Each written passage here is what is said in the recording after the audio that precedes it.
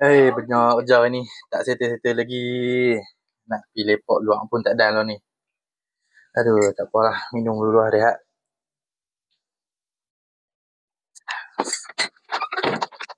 Ni, aku tengok table depan tu. Orang baiknya. Kamu tak jumpa dulu Duduk. Nak pergi?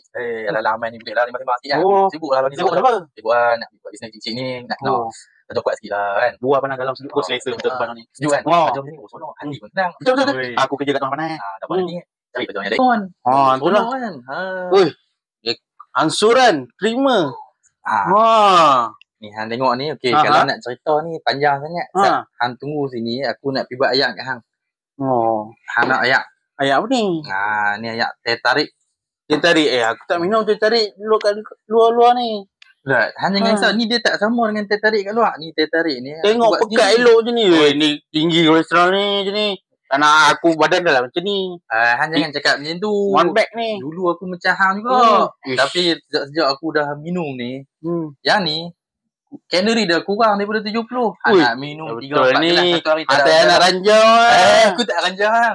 Betul-betul ni. Betul? Aku dah amal banyak hari ni. Buat lu. Aku nak test tengok. Dia dah lah ramuan-ramuan ni hang boleh baca dulu. Paket apa ni? Kau jual paket-paket macam ni. Bahaya ni. Ni paket teh tarik ni. Tengok dulu hang baca dulu. Sementara tu aku boleh buat yang hang. Penyediaan dia. Aku dah siap baca kat hang dah. Hang rasa dulu. Tahu. Ni padu ni. Bismillah.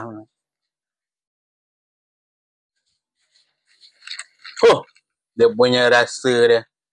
Macam teh tarik dekat mamak. Kan aku dah cakap. Aku tak ranjau je. Rasa sikit ni? Rasa.